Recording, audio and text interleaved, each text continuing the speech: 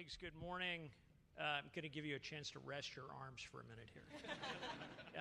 But good morning, good afternoon, good evening to those of our colleagues who may be joining us at all of our embassies and consulates around the world and at our other Department of State facilities across the United States. Thank you, wherever you are, whatever you're doing, for stopping for a few minutes to join us in saying farewell and paying tribute to our Secretary of State.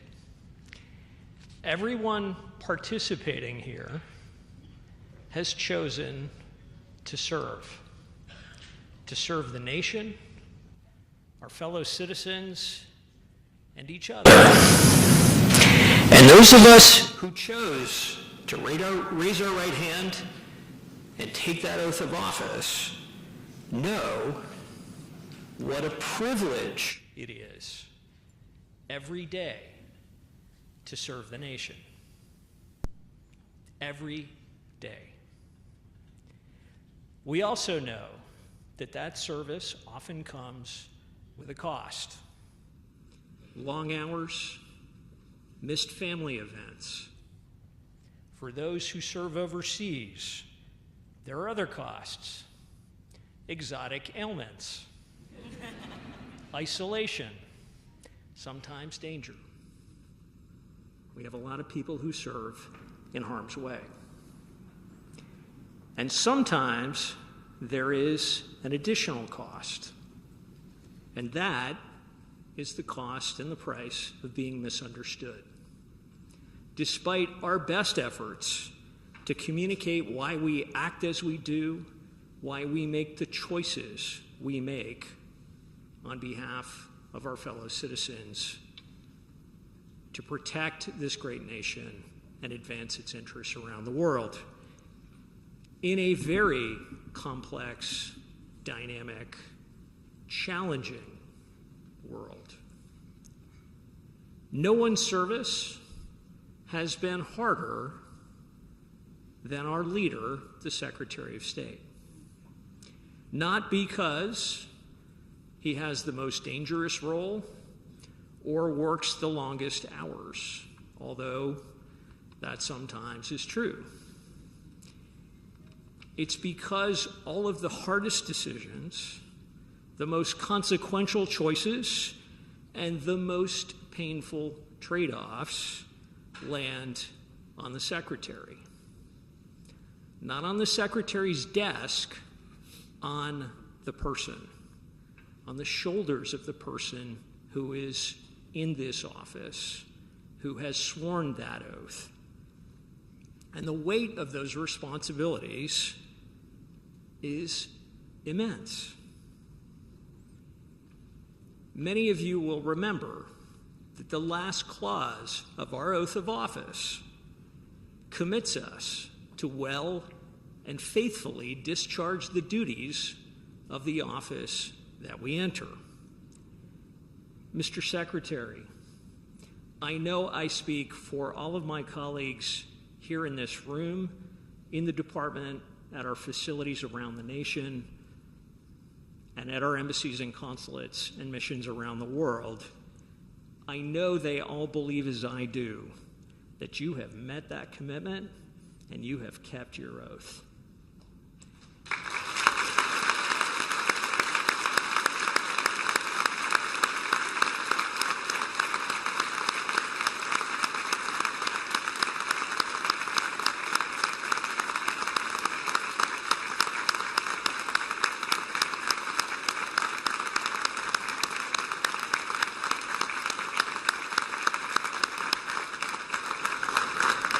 It is now my great honor and privilege to introduce to you the man who has carried that weight for 4 years and led this storied institution with integrity, compassion, and resolve.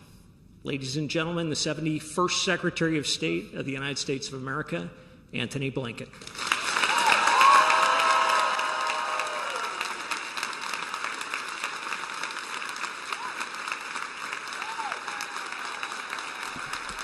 Thank you. Thank you. Thank you, everybody. Thank you. Please take a seat. To John Bass, I will be forever indebted for your partnership, for your leadership, for your friendship.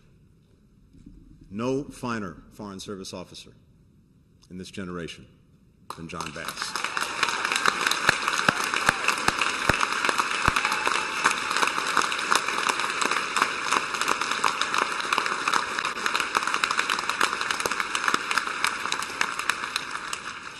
And if you'll allow me the privilege of just mentioning a few people as we get started, people who've been with me every step of the way, starting with the heart and soul of this institution, my Chief of Staff, your Chief of Staff, Susie George.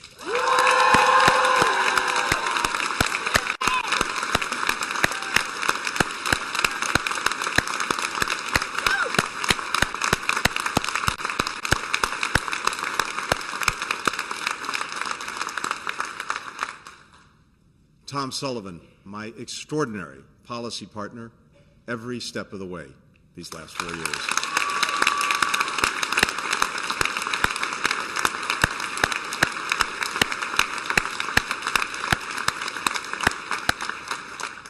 Jess Wright, our unflappable problem solver, every single day.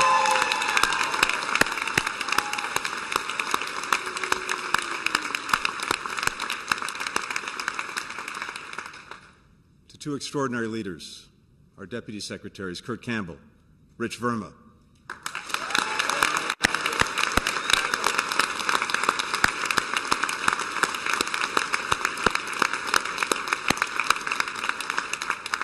And their extraordinary predecessors, Wendy Sherman and Brian McKeon.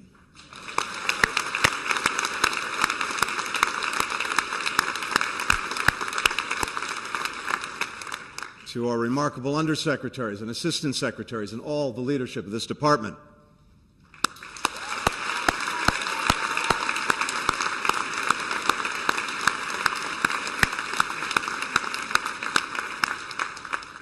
To my executive assistant, Paul Narain, and our special assistants.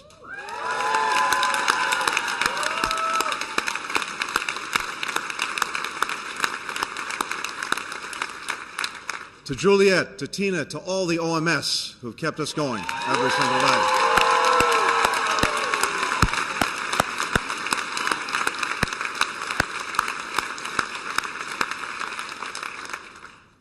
And probably to everyone in this room today.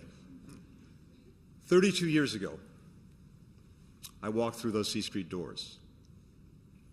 I took the elevator up to the 6th floor, to the front office of what was then the Bureau of European and Canadian Affairs. I walked into my new office. Its previous occupant had been a very large safe. There was barely room for a desk. Those of us who are old enough to remember, one of those huge wank computers.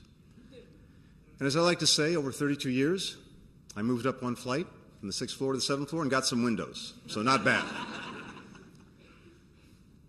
The Cold War was over. We were entering a new era, a time of hope, possibility, what was famously thought to be the end of history. Didn't quite turn out that way. But here we are 32 years later, and that post-Cold War era that was just starting when I started is over.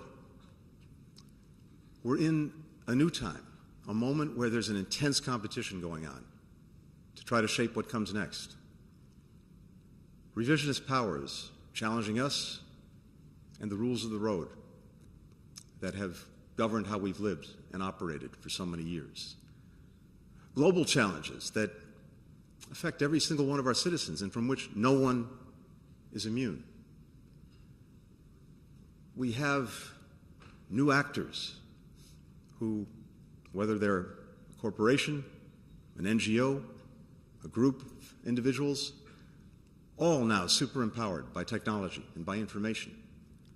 If we can bring them together, we can solve problems much more quickly, much more effectively, but they also have a greater ability than ever before to disrupt and to derail what we're trying to do. In short, this is a period, and in my experience over 32 years, I've never seen anything quite like it, where there's a greater multiplicity, complexity, interconnectedness of challenges than ever before, moving at warp speed. We're in a world that's more combustible and more contested, a world of change. But even in that world of change, I hold on to some core beliefs, some constants that I wanted to share with you today. I believe in the power and the necessity of U.S. engagement and U.S. leadership. We know when we're not engaged, when we're not leading, then likely someone else is, and probably not in a way that advances our interests and values. Or maybe no one is. And then you're likely to have a vacuum that's filled by bad things before it's filled by good things. But equally, I believe in the power, in the necessity of cooperating and working with others, of our alliances and our partnerships, our comparative advantage around the world. America is so much better off when we're working with others, finding common cause, finding common purpose. And I believe in our ability, when we're at our best, unlike any other country, to rally others in common cause and common purpose. But maybe most important, I believe in you, in each and every one of you in this institution. You're the ones who are showing that engagement and that leadership every day. You're the ones who are building those partnerships, strengthening our alliances. You're the ones who are rallying the world in common cause when we need it most. You're driven by passion, commitment, expertise, patriotism. We come from different places, different experiences, different motivations and backgrounds.